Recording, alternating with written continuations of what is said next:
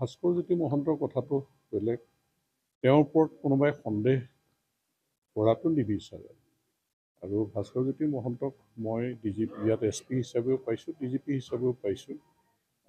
তেওঁ আত্মসন্মান থকা বা তেনেধৰণৰ এজন ব্যক্তি, ভাল পুলিচ অফিচাৰ আছিলে তেওঁ। গতিকে তেওঁক কোনোবাই সন্দেহ কৰিলে তেওঁ মানে অলপ অসুবিধা বা তেওঁ ঠিক নালাগিব, সেইকাৰণে হয়তো তেওঁ আজি পদত্যাগ কৰিছে। আৰু আমাৰ মুখ্যমন্ত্ৰী ডাঙৰীয়াই যিটো কথা কৈছে যে চাৰ্জশ্বিট দিয়াৰ ব্যৱস্থা কৰিব, ইতিমধ্যে তদন্তৰ ক্ষেত্ৰত ছিংগাপুৰতো তেনেধৰণে তদন্তৰ বা কৰিবলৈ গৈছে, বা তাৰো পুলিচৰ লগত যিখিনি আলোচনা হৈছে, বা ইয়াতো বিভিন্নজন ব্যক্তিক যাৰ ওপৰত মানুহৰ বা এই জুবিন গাৰ্গৰ মৃত্যুৰ লগত অলপ কথা বতৰা জানে বা জড়িত বুলি ভাবিছে, প্ৰায় সকলোকেই ইতিমধ্যে ইনভেষ্টিগেশ্যন কৰিছে আৰু ৰিপৰ্ট প্ৰায় সাজু হৈছে বুলি মুখ্যমন্ত্ৰী ডাঙৰীয়াই কৈছে। গতিকে জুবিন গাৰ্গৰ মৃত্যুৰ ৰহস্যটো ফাদিল হোৱাটো সকলোৱে বিচাৰিছে, আমিও বিচাৰিছোঁ। আৰু কাৰ অৱহেলাৰ কাৰণে এই মৃত্যু হৈছে, বা কাৰণ কোনোবা যদি দোষী বা এই কথাখিনি তদন্তত গোটেই কথাখিনি আহিছে নিশ্চয়, আৰু ন্যায়ালয়ে এইটো বিচাৰ কৰি পেলাই দোষীক উচিত শাস্তি দিয়াৰ ব্যৱস্থা কৰিব। গতিকে সেইটো অসমৰ জনতাই বিচাৰিছে, মুখ্যমন্ত্ৰী ডাঙৰীয়াই সেই কথাখিনি কৈছে। আৰু ময়ো এগৰাকী জুবিনৰ প্ৰতি আন্তৰিকতা থকা, কাৰণ জুবিন গাৰ্গ আমাৰ ভৰলীপৰীয়া কন্যাকা বহুমুখী পামত প্ৰিয় চিনেমাখন তেওঁ তাতে শ্বুটিং কৰিছিল আছিলে, বা জুবিন গাৰ্গক মই ঘনিষ্ঠভাৱে পাইছিলোঁ।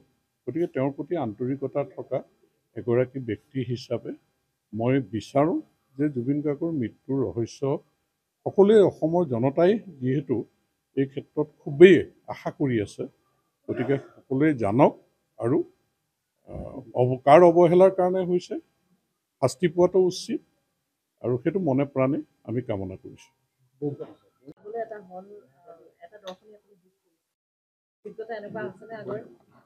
আগৰ কেতিয়াও এনেধৰণে এটা দৰ্শনী বুক কৰাৰ অভিজ্ঞতাও নাই, বা তেনেকুৱা চিন্তাও কেতিয়াও সোমোৱা নাছিলে, বা এনেকৈ আজি যে আহিম এনেধৰণৰ চিন্তা কেতিয়াও নাছিলে। যে বৰ্তমান আমাৰ আচলতে জনতাৰ শিল্পী, অসমৰ সম্পদ, আমাৰ সকলোৰে মৰমৰ জুবিন গাৰ্গ অকালতে বিদায় ল'লে। আৰু জুবিন গাৰ্গ তেওঁৰ সৃষ্টিৰ শেষখন ছবি, এই শেষৰখন ছবি চাবৰ কাৰণে গোটেই অসমতে যি এক আলোড়নৰ সৃষ্টি হৈছে, অসমৰ বাহিৰতো আচলতে সকলো মানুহে চাবলৈ বিচাৰে জুবিন গাৰ্গৰ এই শেষৰ চিনেমাখন।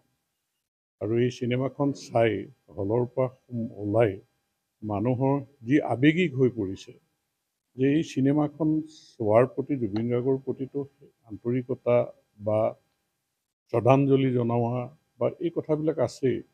তাৰপৰা ওলাই আহোঁতে মানুহৰ সেই আৱেগিক পৰিৱেশ দেখি আৰু এক মানুহ এই চিনেমাখনৰ প্ৰতি আকৰ্ষিত হৈ পৰিছে। এতিয়া মোৰ সমষ্টিটো তেনেকুৱা এটা পৰিৱেশ আছে। গতিকে মই চাইছিলোঁ যে মই অলপ ভিৰ কমক, মোৰ ল'ৰা ছোৱালী শ্ৰীমতী মাক লৈ চাম বুলি। কিন্তু আজি সমষ্টিত আমাৰ এওঁলোক সকলো লগ হৈ এটা প্ৰদৰ্শনী এনেকৈ ঠিক কৰি পেলাই চোৱাৰ যিটো ব্যৱস্থা কৰিছে, গতিকে মোৰ সমষ্টিৰ মানুহখিনিও এটা পৰিয়াল, ইপিনে মোৰতো তেজমঙহৰ পৰিয়াল আছে।